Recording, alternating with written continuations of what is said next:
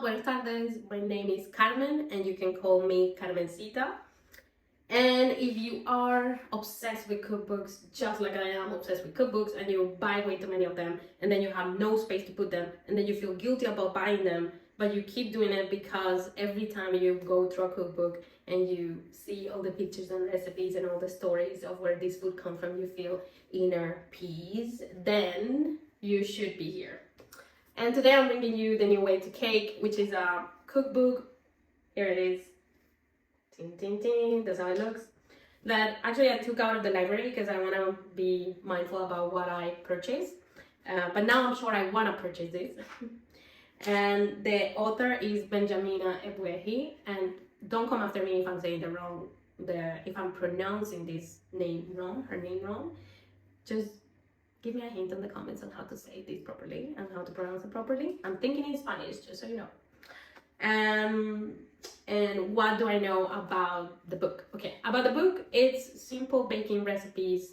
And I say simple, let's say medium range simple, but yeah, simple enough, with very different flavors. So think about classic recipes with a twist. And that twist tends to be either spices or fruits or flowers. And you'll see later on the table of contents what I'm talking about. But yes, this is her first cookbook after being part of the Great British Bake Off, which I have not seen. Maybe I've seen on YouTube, but I have not checked it out because I don't watch British TV, but not on a daily basis. But yeah, she has this, and then she came up with this book, and then now she has another book that I also am going to be checking out because this one was lovely. And she has a blog, Character Crumb, and also she has a kind of pop-up events that she does with her sister in London, and it's called the Sister Table, I think.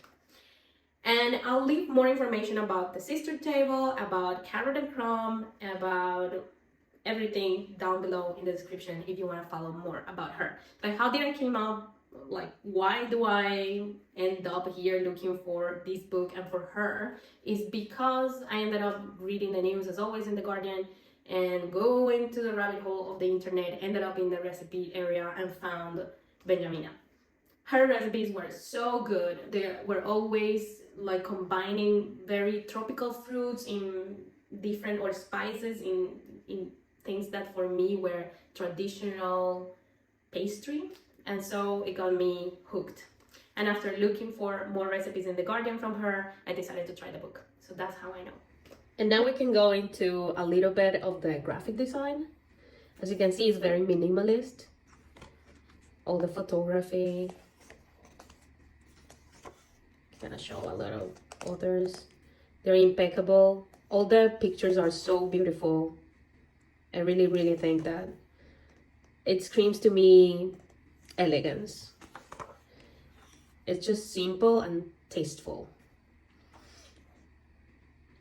And there's not much colors, but it's warm. So how do you achieve that? I have no idea, but yes. Okay. And let's have a look at the table of contents. So this is the table of contents, and here they have divided it in between flavors, which is not typical for a cooking book, and I really found it very, very good for me, because sometimes I'm not looking for things because, oh yeah, I just want this dish with like a chicken in it or something. I don't know. Sometimes I'm looking for things according to my mood, especially in baking. So I think this was brilliant. For instance, if you're looking into this like caramel and nuts, I don't know if you feel like caramel and nuts in October, but as soon as fall comes, it just screams to me like chai latte and caramel. And for me, this section has been my entire time this October and November now. Spices, if you're into like, oh, let's go wild and go into pink peppercorns or plums or cardamom, like cardamom tres leches, for Christ's sake. Who came up with this? This is amazing. Benjamin is amazing. We should all be doing cardamom tres leches for sure. Masala chai carrot cake. I mean, this is all brilliant. Then we have chocolate, which is, of course, I'm going to show you some of them because they are amazing. I'm baking one tomorrow for Father's Day. citrus, floral, and then fruit.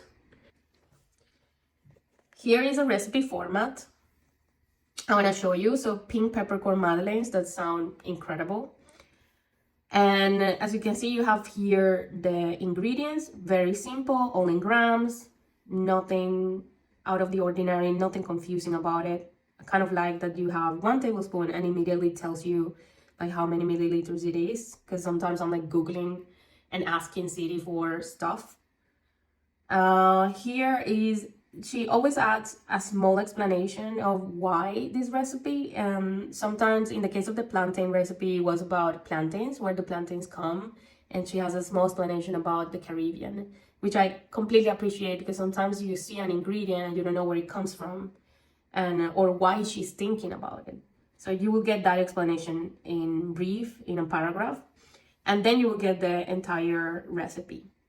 So I like the format. It's very simple. What am I missing here? I'm missing the overall big explanations, like step by step.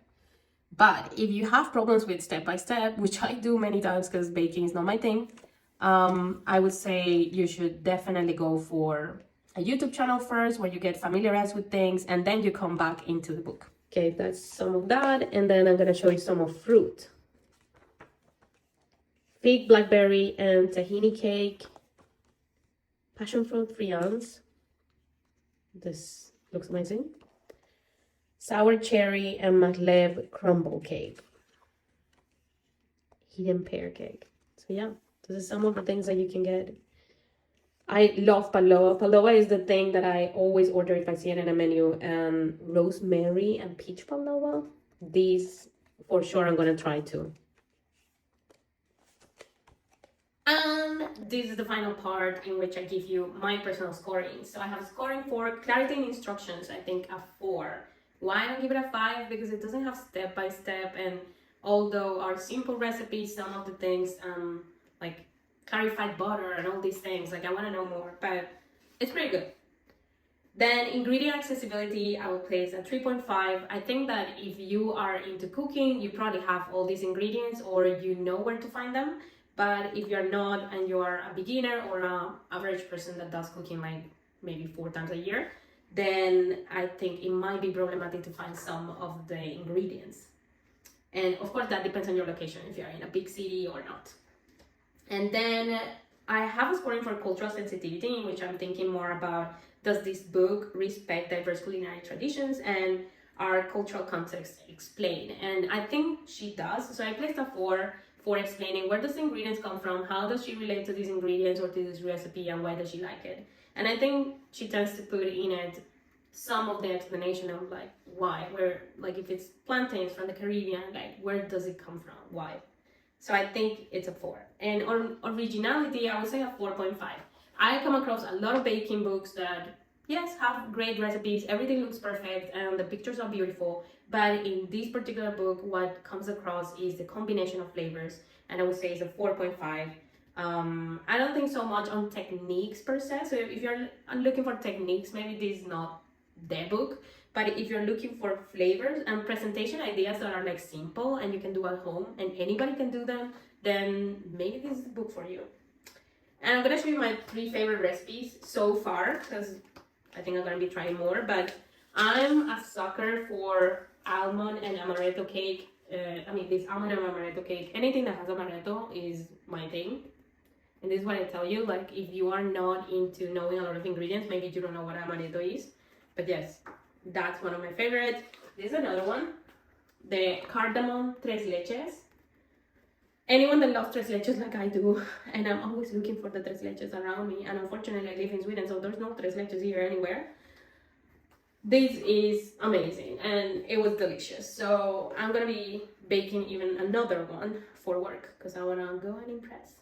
And also this last one, I have not done it, but I am going to do it tomorrow, and it's malted chocolate cake with Bailey's Irish cream ganache.